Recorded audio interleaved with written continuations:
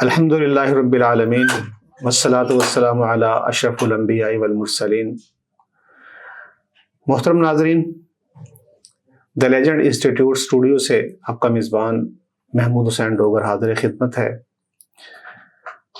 رمضان transmission کے ساتھ آج ہم گفتگو کریں گے۔ رمضان ہمدردی اور غمگساری کا مہینہ ہے۔ اس پر گفتگو کرنے کے لیے آج ہم نے اپنے اسٹوڈیو میں مدعو کیا ہے پروفیسر محمد بلال خالد صاحب کو، جو شعبہ اسلامیات کے سربراہ ہیں۔ بلال صاحب آپ کا بہت شکریہ، آپ تشریف لائے۔ جزاکم اللہ خیر۔ اللہ نے قرآن پاک میں رمضان کے حوالے سے فرمایا، یا ایھا الذین آمنوا کتب علیکم الصیام کما کتب علی الذین من قبلکم لعلکم تتقون، کہ ایمان والو، ہم نے تم پر رمضان کے روزے فرض کیے جس طرح تم سے پہلے امتوں پر فرض کیے، اور پھر مقصد بتایا کہ روزے کی فرضیت کا مقصد کیا ہے، لعلکم تتقون، تاکہ تم متقی پرہیزگار بنو، تقوی حاصل کرو۔ تقوی کے حصول کے مختلف ذرائع ہیں، اس میں سے ایک ذریعہ اللہ کے راستے میں خرچ کرنا بھی ہے، جس کو انفاق فی سبیل اللہ کہا جاتا ہے، کہ جو کچھ انسان نے کمایا،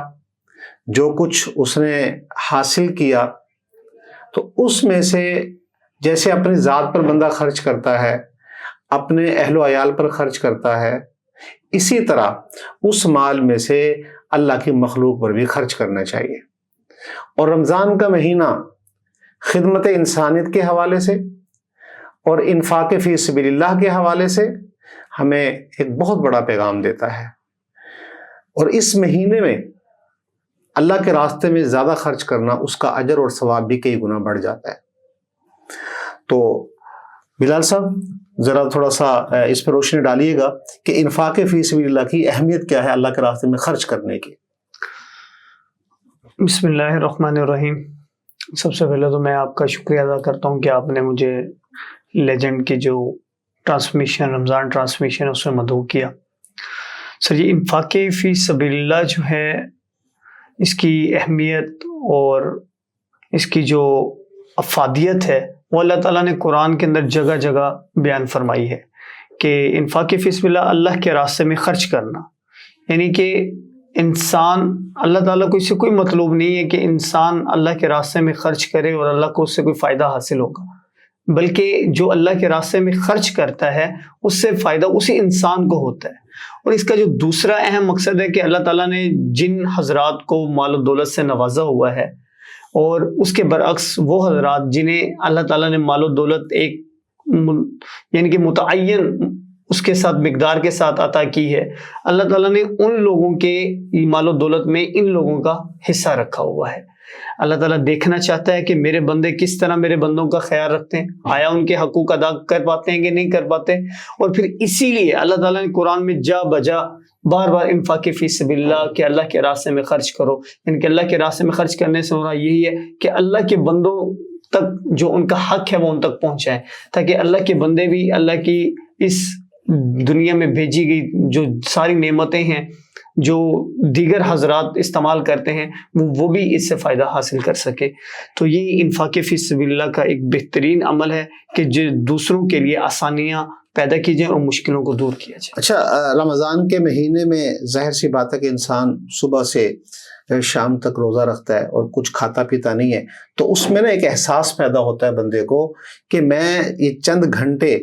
بغیر کھائے پیے گزار رہا ہوں، اور اس میں بھوک بھی لگتی ہے، پیاس بھی لگتی ہے، تو انسان کو ایک احساس پیدا ہوتا ہے کہ اگر کھانا نہ ہو تو پھر کس کیفیت سے گزرتا ہے آدمی، تو اس کیفیت کو وہ محسوس کر رہا ہوتا ہے۔ پھر افطاری میں اللہ کی نعمتیں ہیں، انسان وہ نعمتیں استعمال کرتا ہے، اور ہمارے ہاں ایک متوسط آدمی بھی افطاری میں بہت سی نعمتیں استعمال کرتا ہے، اور جو ہم معمول میں کھانا بنا رہے ہوتے ہیں اس سے زیادہ ہی ہمارے گھروں کے اندر نعمتیں آ جاتی ہیں رمضان میں۔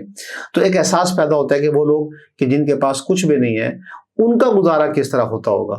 تو یہ ایک احساس جو ہے وہ رمضان ہمیں دیتا ہے۔ تو ذرا یہ بتائیے گا کہ رمضان میں ہمیں کس طرح خرچ کرنا چاہیے اور مخلوق کی کس طرح خدمت کرنی چاہیے؟ رمضان المبارک یہ صرف بھوک اور پیاس کا نام نہیں ہے، بلکہ اس رمضان المبارک کے مہینے کے ذریعے اللہ تعالیٰ انسانوں کے دلوں کے اندر اس چیز کو پیدا کرنا چاہتے ہیں کہ وہ اس چیز پر قائل ہوں اور انہیں پتہ چلے کہ وہ لوگ جو مختلف قسم کی نعمتوں سے دور ہیں یا وہ نعمتیں حاصل نہیں کر پاتے، یا وہ لوگ جن کے پاس اتنا مال و دولت نہیں ہے کہ وہ صبح کا کھانا کھاتے ہیں اور شام کی خبر نہیں ہے کہ شام کو ملے گا کہ نہیں ملے گا، ان کا احساس ان کے اندر پیدا ہو سکے. کیونکہ انسان صبح سحری سے لے کر غروب آفتاب تک ایک بھوک اور پیاس کی شدت کو محسوس کرتا ہے، تاکہ اسی احساس کے ذریعے اسے دوسروں کا احساس ہو جائے. اور میں اس کے اندر بتاتا ہوں کہ لوگ کس طرح اس کے اندر یعنی کہ بڑھ چڑھ کر حصہ لیں، لوگوں کی غم گساری کریں، ہمدردی کریں. اللہ کے نبی صلی اللہ علیہ وسلم کی حدیث مبارکہ کا حوالہ دیتا ہوں کہ حضرت سلیمان فارسی رضی اللہ تعالیٰ عنہ فرماتے ہیں کہ شعبان کے آخری مہینے میں رسول اللہ صلی اللہ علیہ وسلم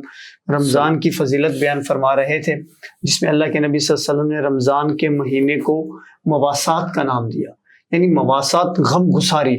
لوگوں کے ساتھ بھائی چارہ قائم کرنا، لوگوں کی ہمدردی کرنا. اور لوگوں کی ہمدردی کیا ہے؟ وہ یہ کہ آپ لوگوں کے غم کے اندر شریک ہوں اور اس چیز کا خود بھی احساس کریں کہ وہ کس تکلیف اور غم سے گزر رہے ہیں، تو آپ ان کے غم کے اندر کس طرح آسانی پیدا کر سکتے ہیں. مثال کے اندر کوئی ایسا گھر ہے جو ہمارے ہاں معاشرے کے اندر بہت سارے روپوش لوگ ہوتے ہیں، یہ سفید پوش لوگ ہوتے ہیں کہ جو مانگتے نہیں ہیں، جو لوگوں کے سامنے ہاتھ نہیں پھیلاتے، سوال نہیں کرتے کہ ہمارے پاس کھانے پینے کا کچھ نہیں ہے. آپ ایسے لوگوں کو ڈھونڈیں، ان کے پاس جائیں، ان کی غم کے اندر اپنا حصہ ڈالیں. جی بالکل آپ نے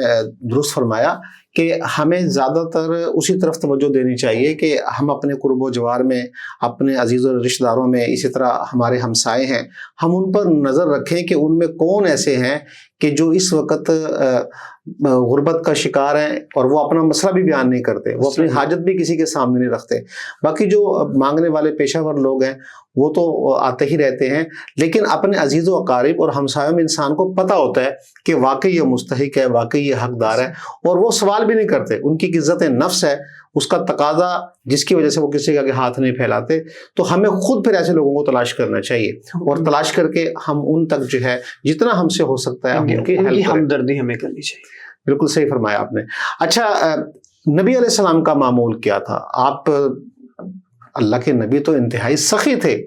تو رمضان کے اندر آپ کی سخاوت کیسے بڑھ جاتی تھی؟ حضرت عبداللہ بن عباس رضی اللہ تعالیٰ عنہما کی میں یہاں پر حدیث کوٹ کرتا ہوں کہ ان سے مروی ہے کہ وہ کہتے ہیں کہ اللہ کے نبی صلی اللہ علیہ وسلم عام دنوں میں بہت زیادہ سخی تھے، یعنی کہ کوئی بھی شخص ایسا نہیں تھا جو اللہ کے نبی کے دروازے سے خالی ہاتھ لوٹا ہو. لیکن حضرت عبداللہ بن عباس فرماتے ہیں کہ جب رمضان کا مہینہ آ جاتا تھا تو اللہ کے نبی صلی اللہ علیہ وسلم ایک تیز چلنے والی ہوا، یعنی کہ ایسی ہوا جو سب کچھ اپنے ساتھ لے کر چلی جائے، تو اللہ کے نبی صلی اللہ علیہ وسلم اس سے بھی زیادہ سخی ہو جایا کرتے تھے. یعنی کہ جو کچھ اللہ کے نبی کو میسر ہوتا یا گھر میں جو کچھ ہوتا وہ سب کا سب اللہ کے راستے میں نچھاور کر دیتے.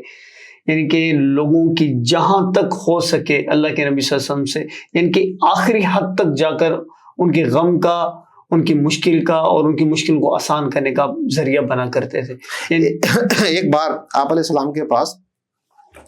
ایک ضرورت مند آیا، اس نے سوال کیا، آپ سے کچھ مانگا، تو اتفاق کی بات ہے کہ اللہ کے نبی کے پاس اس وقت کچھ بھی موجود نہیں تھا، کیونکہ آپ علیہ السلام جیسے ابھی آپ نے ذکر کیا کہ سخی تھے اور جو کچھ آپ کے پاس ہوتا آپ اللہ کے راستے میں تقسیم کر دیتے تھے، اپنے پاس ایک چیز بھی نہ رکھتے، تقسیم کرتے. تو سوال کرنے والا آیا اور اتفاقاً اس وقت آپ کے پاس کچھ بھی موجود نہیں تھا، آپ نے اسے بتایا کہ کچھ بھی نہیں ہے، تو اس نے آپ کی قمیض کی طرف اشارہ کیا کہ یہی مجھے دے دیں. اللہ کے نبی علیہ السلام نے وہ قمیض اتار کر ان کو عطا کر دی، کیونکہ اللہ کے نبی صلی اللہ علیہ وسلم کی خاصیت تھی آپ کے در سے کوئی خالی ہاتھ نہیں لوٹتا تھا. سبحان اللہ. یعنی جس نے جو مانگا، جو طلب کیا، وہ اللہ کے نبی صلی اللہ علیہ وسلم نے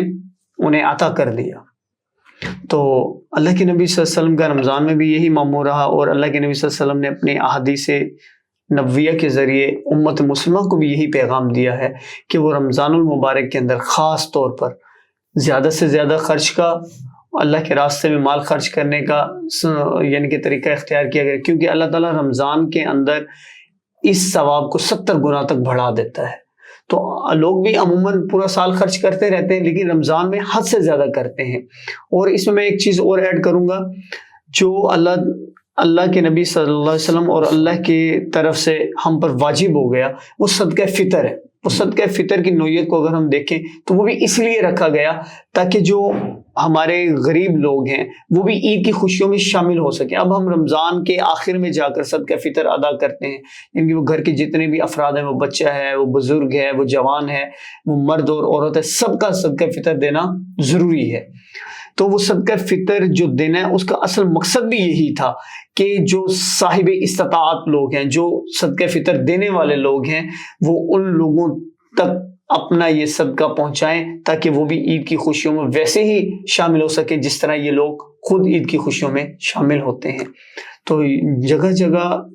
بہت سارے طریقے قرآن و حدیث سے ثابت ہیں کہ ہم کس طرح لوگوں کی مدد کر سکتے ہیں. تو بس یہاں پر ہمیں یہ خیال کرنا چاہیے کہ جتنی حد ہو سکے، جتنی آپ کی استطاعت ہو سکے، آپ اللہ کے راستے میں خرچ کریں، لوگوں کی مدد کریں، لوگوں کے لیے آسانیاں پیدا کریں تاکہ لوگوں کی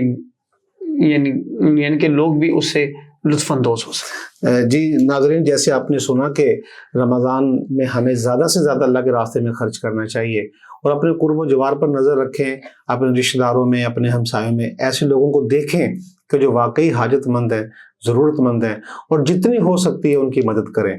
ضروری نہیں ہے کہ آپ لاکھوں روپوں کے اندر ان کی مدد کریں، بلکہ اگر آپ کے پاس چند 100 روپے ہیں تو آپ اس سے بھی ان کی ضرورت پوری کر سکتے ہیں، اس سے بھی ان کی مدد کر سکتے ہیں. اور رمضان یہ نیکیاں سمیٹنے کا مہینہ ہے. جیسے کہ سر نے ابھی ذکر کیا کہ رمضان میں نیکیوں کا اجر بڑھ جاتا ہے، 70 گنا بڑھا دیا جاتا ہے. یعنی کہ اگر آپ 1 روپیہ خرچ کریں گے تو 70 روپے خرچ کرنے کے برابر آپ کو اجر ملے گا. تو کتنی بڑی فضیلت اور کتنی بڑی اہمیت ہے اس مہینے کی اللہ کے راستے میں خرچ کرنے کی. تو ہم جہاں پر دیگر عبادات کر رہے ہیں اور نیکی کے کام کر رہے ہیں، خیر کے کام کر رہے ہیں، نماز پڑھتے ہیں، قرآن پاک کی تلاوت، اسی طرح رمضان کے روزے رکھ رہے ہیں، وہیں پر ہمیں انفاق فی سبیل اللہ کی طرف بھی توجہ دینی چاہیے. اللہ کے راستے میں خرچ بھی کرنا چاہیے کہ جب انسان اللہ کے راستے میں اپنے ہاتھ سے مال نکالتا ہے تو اس کے دل میں حب مال یہ ختم ہوتا ہے اور اللہ کی محبت دل کے اندر بڑھ جاتی ہے، اور یہ احساس پیدا ہوتا ہے کہ اللہ کے مقابلے میں مال و دولت کی کوئی وقت اور اہمیت نہیں ہے. اور جب اللہ کا حکم آئے گا میں اپنا مال و دولت سب کچھ قربان کرنے کے لیے تیار ہوں، اور جب یہ جذبہ پیدا ہوتا ہے تو اس سے پھر انسان کو تقویٰ حاصل ہوتا ہے، انسان متقی بنتا ہے، جو رمضان کا مقصود ہے. اپنا بہت سا خیال رکھیے گا، اپنے قرب و جوار پر نظر رکھیے گا، اور جس حد تک ہو سکے اللہ کے راستے میں خرچ کیجیے گا. السلام علیکم ورحمۃ اللہ وبرکاتہ.